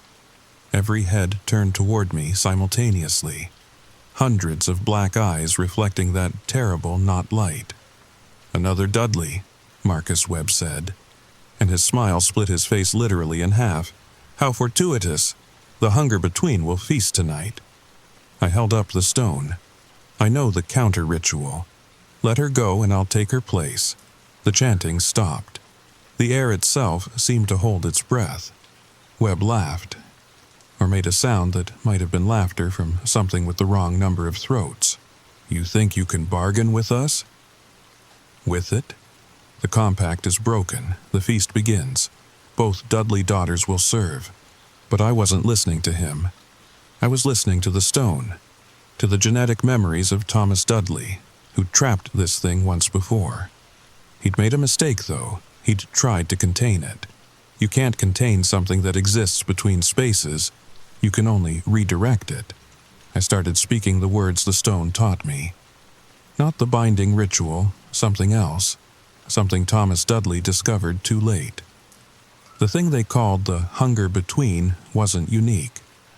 There were others out there in the dark between stars. And they were competitive, territorial. I wasn't going to trap it. I was going to call something bigger. The words coming from my mouth weren't in any language meant for human tongues. Each syllable felt like swallowing broken glass in reverse. But with every word, the church began to shake. The carefully arranged circles of chanters wavered, their synchronization breaking. "Stop her," Webb commanded, his face cycling through a dozen different forms, but the townspeople couldn't move. They were locked in place, caught between 2 competing forces, the thing they'd been serving and the thing I was calling. Emma's scream pierced the air as the cage of light around her began to fluctuate. Her body convulsed, and for a moment I saw through her eyes. I saw what the hunger between really was. Imagine a vast intelligence made of pure need. Not evil, exactly, but so alien that its very existence was antithetical to human life. It didn't hate us any more than we hate the bacteria we kill with antibiotics. We were simply raw material to be reshaped into something more useful. The 3 towns would be just the beginning, a foothold in our reality from which it could spread like a virus of consciousness. But what I was calling, that was worse, and better, and exactly what we needed. The cornerstone beneath Emma exploded upward in a shower of ancient granite. From the hole beneath, darkness poured out. Not the absence of light, but something that ate light. The hunger between made manifest in our world. It looked like... no, I can't describe what it looked like. My brain kept trying to process it as different things. A mass of eyes, a geometric shape with too many dimensions, a swarm of insects made of shadow, a beautiful woman with wings of night. All of these and none of them constantly shifting. But then the church ceiling tore open, and something else looked down. If the hunger between was vast, this was infinite. If the hunger was alien, this was impossibility itself. The moment they sensed each other, both entities recoiled. The thing I'd summoned spoke, not in words, but in pure concept that branded itself into everyone's mind. "This territory is mine." The hunger between responded with a psychic shriek that shattered every window in the church. The two impossibilities circled each other in a space that existed outside our 3 dimensions, using the church as merely a stage for something larger. Webb fell to his knees, his face finally settling on one form. An ancient man, older than the country itself. "You don't know what you've done," he gasped. "The Watcher in the void. It's worse than the hunger. It doesn't reshape. It erases. Then you'd better run," I told him. The hunger between made its choice. It fled, not through space, but through the cracks between moments. But as it went, it released its hold on the 3 towns. The people collapsed like puppets with cut strings. The trees stopped bleeding. The faces in the bark closed their eyes one last time and faded. Emma fell from the platform. I caught her just before she hit the ground, her body limp but breathing. Her eyes fluttered open. Brown again. Human again. My sister again. "Sarah?" she whispered. What did you do?" Before I could answer, the Watcher in the void turned its attention to us. I felt its consciousness brush against mine, evaluating. For a heartbeat that lasted eternity, I was certain it would claim us all anyway. Make us the first meal in its new territory. But then it laughed? Or did something that felt like laughter. A cosmic joke only it understood. "The Dudley line proves interesting again," it said into our minds. "The compact transfers. This territory is protected. The price is paid in fear, not flesh. Remember, always remember." And then it was gone. Not fled like the hunger between, but simply absent, like it had never been there at all. The church began to collapse. 300 years of avoided decay catching up in seconds. I dragged Emma out as ancient timbers crashed down behind us. The other townspeople were stirring, confused, frightened, but human. Whatever hold the hunger between had on them was broken. But as we stumbled into the evening air, I realized something that made my blood run cold. The Watcher in the void hadn't left. Not really. I could feel it at the edges of perception. In the corner of my eye, in the silence between heartbeats. It had claimed the territory of the hunger between. 3 towns, 3,000 souls. We were under new management. That was 3 weeks ago. The official story is that a gas leak caused mass hallucinations in the Tri-Town area. The CDC came, ran tests, found nothing. The FBI investigated, filed reports, found nothing. Because how do you report that reality itself had been partially rewritten? Emma doesn't remember much. She knows she was researching our family history, found a connection to the Dudleys, and then blank. The last 3 weeks are just gone for her. Sometimes I catch her staring at shadows, frowning like she's trying to remember something important. But the memories don't come, and I'm grateful for that. The 3 towns are recovering. Millbrook reappeared on maps as suddenly as it had vanished. Ashford Falls residents slowly remembered how to be individuals again. And Dudleytown. Dudleytown remains ruins. But now there's a new sign at the entrance. Protected territory. Do not disturb. Marcus Webb vanished. His development company never existed. At least not in any records we can find now. The only proof he was ever real is the check he sent me. It cleared somehow. $10,000 from a bank account that shouldn't exist. But here's the thing that keeps me awake at night. The Watcher in the void is still here. Still watching. It doesn't want to remake us like the hunger between did. It feeds on something else entirely. Our awareness of it. Our fear. Every nightmare, every moment of paranoia, every time someone in the 3 towns checks their locks twice or jumps at shadows, that's its food. The new compact is simple. We remember, and it protects. We forget, and it leaves, letting the next hunger between find us. And there will be a next one. The spaces between spaces are full of hungry things, waiting for their chance. So the 3 towns remember. We tell stories. We have nightmares. We check our windows at night and sometimes see things that shouldn't be there. A face in the trees. A shadow moving against the light. Eyes in the darkness that blink in patterns that spell out words in languages we shouldn't understand. But we survive. We remain human. The price of fear is better than the price of transformation. I moved to Ashford Falls last week. Someone needs to watch. Someone with Dudley blood, even if diluted by centuries. The watcher seems to find this amusing. A Dudley returned to keep the compact, just like the old days. Sometimes I feel it hovering just behind me, a presence like the weight of deep water. But it doesn't touch, doesn't take. As long as I remember my fear, as long as the towns remember their fear, we're safe, relatively speaking. Emma calls me every day from Hartford, begging me to come home. She doesn't understand why I've suddenly moved to a tiny Connecticut town, why I've abandoned my photography career to become a small-town librarian. Amy needed a replacement. She's moving to California, as far from the 3 towns as she can get. But someone needs to keep the records. Someone needs to make sure we remember. Because here's the final truth. The one that should keep you awake tonight. The hunger between wasn't unique to our 3 towns. These weak points in reality exist everywhere. Places where the walls are thin, where the wrong word or ritual or even thought can open a door that should stay closed. Maybe there's one near you. Maybe that house in your neighborhood that never keeps residents for long.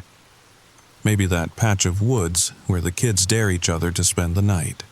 Maybe that old building downtown where the shadows fall the wrong way. The watcher in the void told me something before it settled into its new territory. It showed me a map, not of Earth, but of the weaknesses in Earth's reality. Thousands of them, tens of thousands, each one a potential doorway for something hungry. Some are guarded. Ancient families or organizations maintaining compacts with things like the Watcher, paying prices in fear or worship or sacrifice to keep worse things at bay. But others are abandoned, forgotten. Their guardians died out or moved away, leaving nothing but local legends and half-remembered warnings. Dudleytown was one of those. Until 3 weeks ago. So tonight, when you're lying in bed, listening to this story to help you fall asleep, pay attention to the sounds outside your window. The creaks in your walls. The shadows that move when nothing should be casting them. Because the truth is, we're all living in someone's territory. Something is always watching. The question is, what compact are you under? What price is being paid for your safety? And who's paying it? I know my answer. I'm a Dudley, however distant, and I've accepted my role. Every nightmare I have feeds the Watcher. Every moment of fear is a payment on humanity's debt.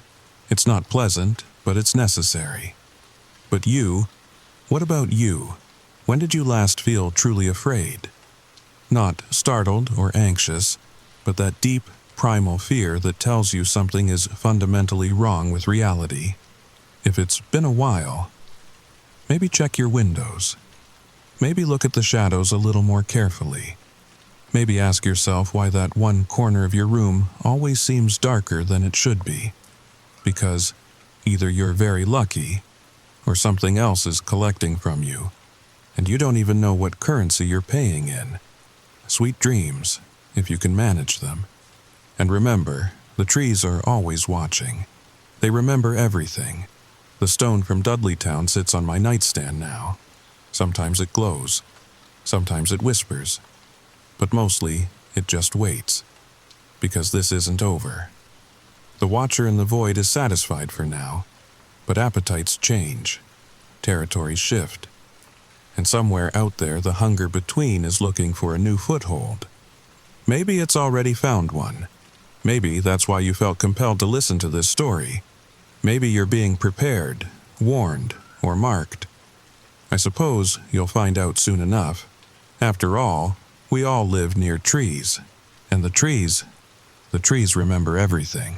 Story number 4. The time clock still punches at 7 a.m. sharp, even though nobody else has shown up for 17 years. I know what you're thinking. Why would anyone keep going to work at a factory that's been abandoned since 2007? Well, that's the thing. It's not exactly abandoned, not to me. And once you hear what I've discovered in the bowels of the old Packard automotive plant on East Grand Boulevard, you'll understand why I can't leave. Why I won't leave. And why sometimes, late at night when I'm doing my rounds, I wonder if I even can leave anymore. Before you click away, before you tell yourself this is just another urban legend from the Rust Belt, let me ask you something. Have you ever heard machinery running in the dead of night? Not the electric hum of modern equipment, but the deep, rhythmic breathing of iron and steel that hasn't moved in decades. Have you ever felt the weight of 1,000 empty workstations watching you?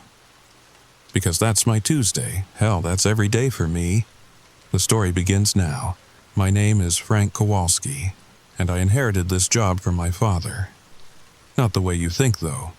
See, Dad worked at Packard for 37 years before they shuttered the place. Quality Control Inspector, Building 5, second shift. When the bankruptcy hit and everyone got their pink slips, Dad just kept showing up. Mom thought he'd lost it. The neighbors whispered about dementia, but I knew better. I'd catch him some mornings sitting at the kitchen table with his thermos of black coffee and bologna sandwich, staring at nothing, and he'd say the strangest thing. "They're still making them, Frankie."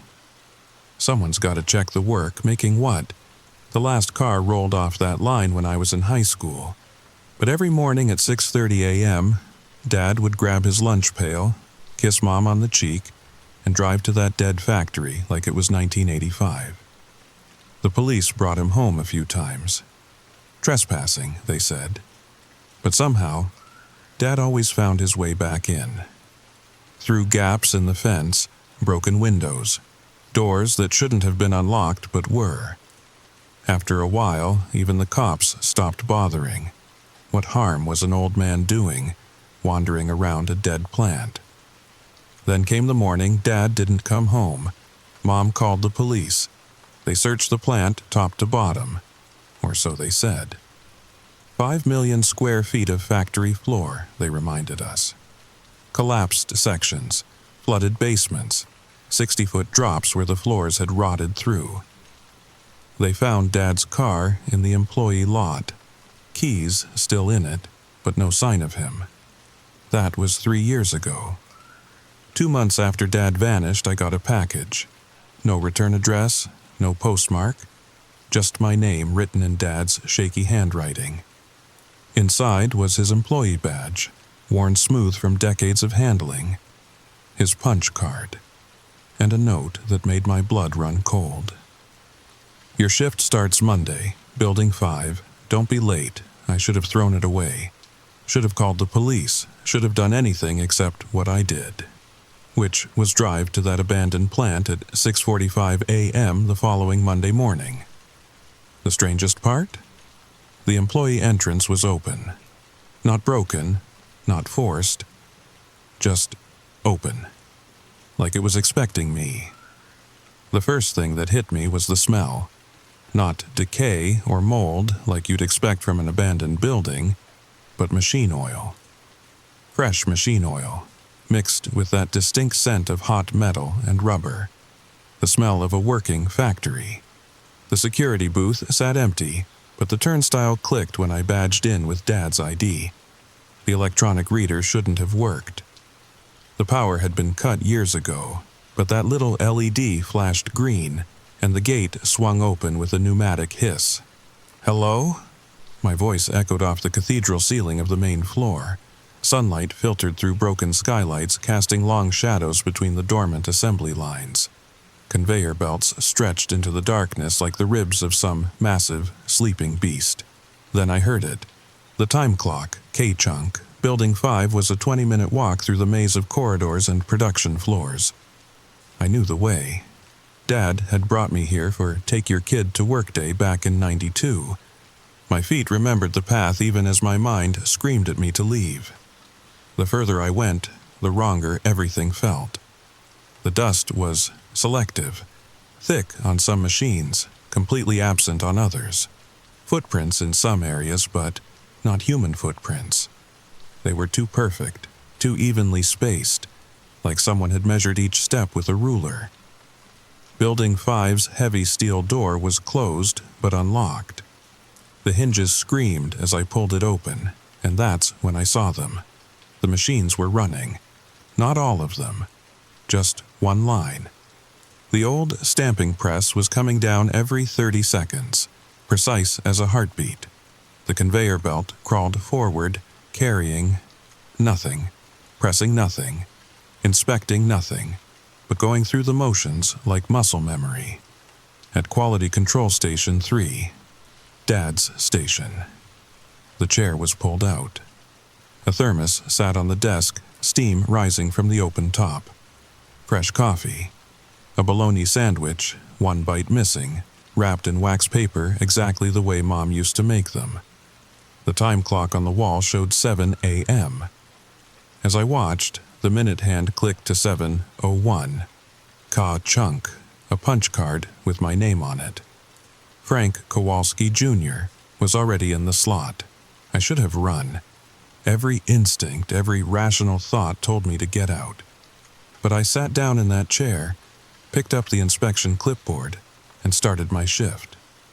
Because the worst part? The part that still makes my hands shake when I think about it? There were parts coming down the line. Not car parts. Not exactly. They looked like car parts, shaped like car parts, but they were made of something that wasn't quite metal. Something that seemed to shift and breathe when you weren't looking directly at it. Something that was warm to the touch and had a pulse. That first day, I worked until 3:30 p.m., quitting time. The machine stopped the instant the clock hit the half hour. The conveyor belt ground to a halt. The stamping press froze mid-descent. Even the fluorescent lights that shouldn't have been working, flickered and went dark. I practically ran to my car, my hands fumbling with the keys. But as I sat there in the parking lot, engine running, something made me look back at the plant. Every window was dark except one. Building 5, third floor. A figure stood there, silhouetted against a pale yellow light. It raised one hand, a wave, maybe, or a warning. Then the light went out. I went home, tried to pretend it hadn't happened, tried to convince myself I'd imagined it all. But the next morning, at 6:30 a.m., I was getting dressed for work. Not because I wanted to, but because something in my chest, something that felt like duty mixed with dread, was pulling me back. This went on for weeks. Clock in at 7. Inspect the things that weren't quite parts. Mark them, pass or fail on sheets that shouldn't exist for products that couldn't be real. Clock out at 3:30. Go home. Repeat. I tried to miss a day once. Called in sick like it was a real job. The phone rang all day. When I finally answered, all I heard was the sound of the stamping press, that rhythmic ka-chunk, ka-chunk, ka-chunk, until I promised I'd be in the next morning. After 3 months, I started noticing things. Patterns. The parts were getting better, more refined, more alive. What started as vaguely mechanical shapes were becoming intricate, organic-looking components. Like someone was designing a car not made of steel and aluminum, but of something that grew rather than was built. And I wasn't alone on the floor anymore. Other workers started appearing. Not all at once, and not exactly workers. They wore uniforms from different eras. Some had badges from the 1940s, others from the 60s, 80s. They moved through their routines with perfect precision, But their eyes, God, their eyes were empty. Like looking into a doll's face. They never spoke, never looked at me, just worked their stations with mechanical efficiency. And when 3:30 came, they vanished. Not walked away. Vanished. Like someone had simply turned them off. But the night shift, that's when things got really weird. I stayed late once, had to. One of the whatever they were parts had failed inspection in a way I'd never seen before. It had rejected the failure. The red tag I'd placed on it had burned away, and the part had moved itself back to the pass line. I needed to understand what was happening. So I hid in the old supervisor's office and waited for the night shift. They came in at 11 p.m., but they didn't use the doors. They assembled themselves from the shadows between the machines, pulled themselves together from the dark corners and oil stains on the floor. They looked human from a distance, but up close they were like those parts I'd been inspecting. Not quite right, too smooth, too perfect, moving with a synchronization that made my teeth hurt to watch. And they were building something. Not cars, never cars. It was, God, how do I even describe it? Imagine if someone had never seen a vehicle before but had it described to them by something that had never seen a human. It had wheels, kind of. It had seats, sort of. It had an engine, or at least something that served the same purpose. But it was alive. The whole thing was alive. Breathing through its exhaust pipes, its headlights blinking like eyes, its body panels rippling like skin. They built 3 of them that night, and when the morning shift whistle blew, a whistle that shouldn't have been able to blow, those things drove themselves out of the factory. Not through the loading dock, through the wall, like the wall was just a suggestion. I never stayed for the night shift again, but curiosity is a dangerous thing in a place like this. After 6 months of the routine, I started exploring during my lunch breaks. The factory was massive, 13 buildings connected by tunnels and bridges, most of which had been sealed off when operations ceased. Or so I thought. The first tunnel I found was behind a false wall in Building 5's basement. The concrete looked new, despite the age of everything around it. When I pressed my ear against it, I could hear something on the other side. Not machinery, something else. Something that sounded almost like singing. It took me 3 days to work up the courage to break through that wall. I used a sledgehammer from the maintenance room, a room that shouldn't have had working tools, but did. The concrete crumbled away like it was made of chalk, revealing a corridor that stretched into absolute darkness. The singing got louder as I walked deeper. It wasn't human voices, but it wasn't exactly mechanical either. It was something in between, harmonies that rose and fell with the rhythm of the stamping press above. The sound pulled at something in my chest, made my heart try to match its tempo. The corridor led to a circular room that shouldn't have existed. According to every blueprint I'd seen of the plant, this space was supposed to be solid earth. But here it was, a vast chamber with a domed ceiling covered in pipes and wiring that pulsed with soft organic light. In the center stood a machine unlike anything I'd ever seen. It looked like a cross between an assembly line and a pipe organ, with hundreds of tubes feeding into a central hub that beat like a heart. The singing was coming from the tubes, each one producing a different tone as compressed air, or something like air, flowed through them, and connected to the machine.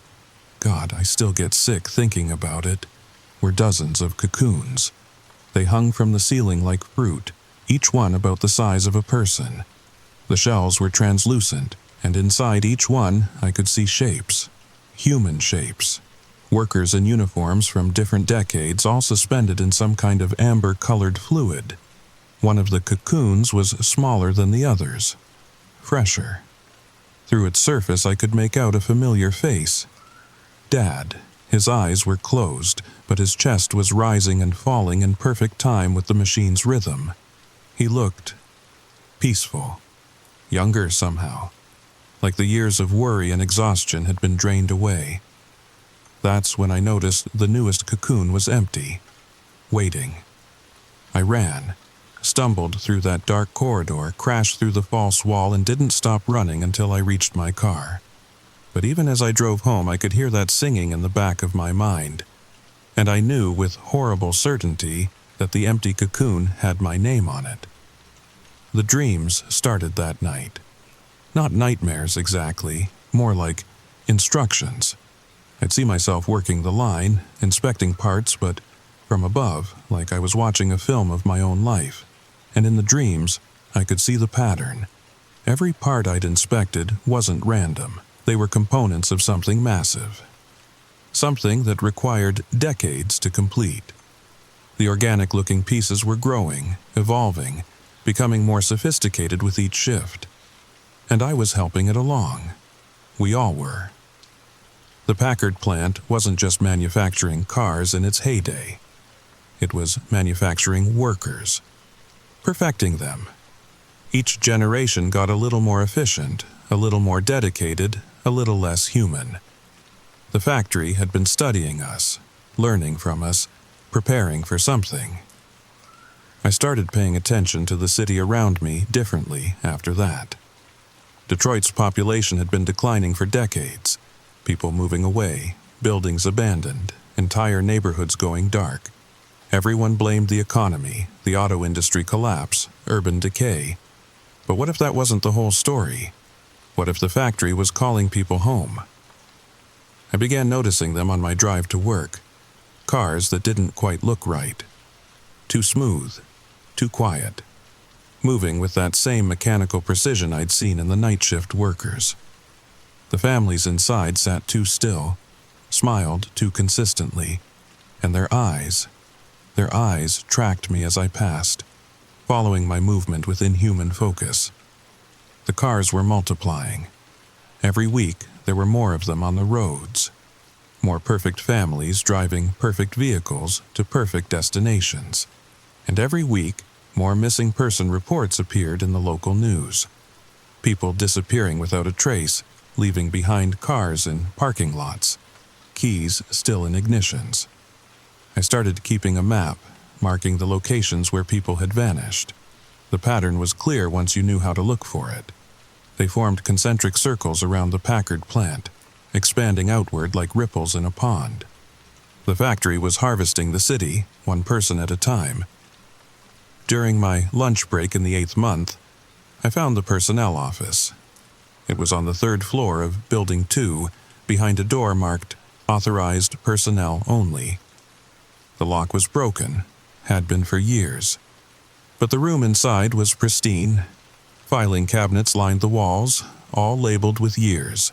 1920 to 1930, 1930 to 1940, and so on, all the way up to 1999, 2020 to 2030.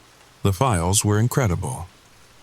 Every worker who had ever set foot in the plant was documented there, but not just their employment records. There were psychological profiles, genetic analyses, family histories going back generations. The factory had been tracking bloodlines, identifying traits, breeding programs. My father's file was 3 inches thick. Inside, I found photographs dating back to the 1920s, the same man, looking exactly the same age, wearing uniforms from different eras. Frank Kowalski, Quality Control Inspector, 1923 to 1954. Frank Kowalski Jr., Quality Control Inspector, 1955 to 1987. Frank Kowalski, 3rd Quality Control Inspector, 1988 to 2007. 3 different men, 3 generations, but identical faces, identical postures, identical handwriting on their employment applications. The factory hadn't just been employing my family, it had been creating us, perfecting us, making us more suitable for the work with each iteration. At the bottom of Dad's file was a birth certificate I'd never seen before. It listed his place of birth as Packard Automotive Plant, Building 7 Medical Wing. There was a medical wing? My own file was even thicker. It contained photographs of me as a child that I didn't remember posing for, report cards from schools I'd never attended, medical records from doctors I'd never met, an entire fabricated life laid out in meticulous detail. And at the very back of the filing cabinet, in a section labeled Active Production, were files for people who didn't exist yet. Michael Chen Jr., Sarah Williams III, dozens of others, all scheduled to begin employment in the coming years, all inheriting positions from parents who had already been absorbed into the factory's deeper purposes. The factory wasn't just running a single operation. It was running generations of operations, stretching forward decades into the future. We weren't employees. We were components. Biological machinery designed to serve a purpose we couldn't comprehend. It's been 17 years now. 17 years of showing up at 7 a.m., inspecting things that shouldn't exist, and leaving at 3:30 p.m. The other workers, the day shift ones, they've started to notice me now. They nod when I pass. Sometimes they almost smile. It's getting harder to tell if they're becoming more human or if I'm becoming less. My hair's gone gray. My hands shake when I hold the inspection stamp, but I can't stop coming. I tried to retire once, even wrote up a formal letter and everything, left it on the supervisor's desk. The next morning, it was back on my kitchen table, marked Denied in red ink that looked too much like blood. The parts are different now. They're not even pretending to be car parts anymore. They're organs, mechanical organs for something much bigger than a car. I've inspected hearts with spark plugs for valves, lungs that filter exhaust instead of air, brains made of bundled wiring that pulse with thoughts I can't understand. Last week, I inspected something that looked back at me. It was supposed to be a carburetor according to the work order, but it had eyes, human eyes, brown ones with little flecks of gold, just like Dad's. It passed inspection. Yesterday, something new happened. When I clocked in, there was a note on my station. Same handwriting as the one that brought me here all those years ago. Training replacement tomorrow. Make sure they're ready. This morning, when I got to work, there was someone sitting at the station next to mine. A kid, maybe 25, looking confused and scared. He had a badge with his name, Michael Chen, and his father's employee number.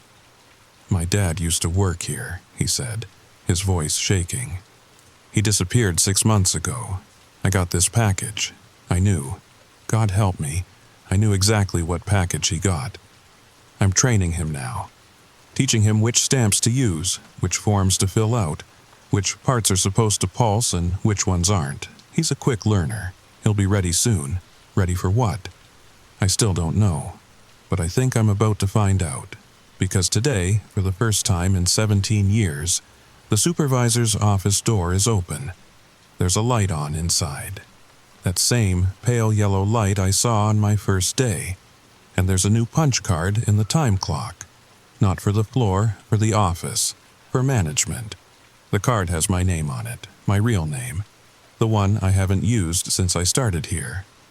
The one that was on my birth certificate before everything became about the factory. Franklin Kowalski Jr.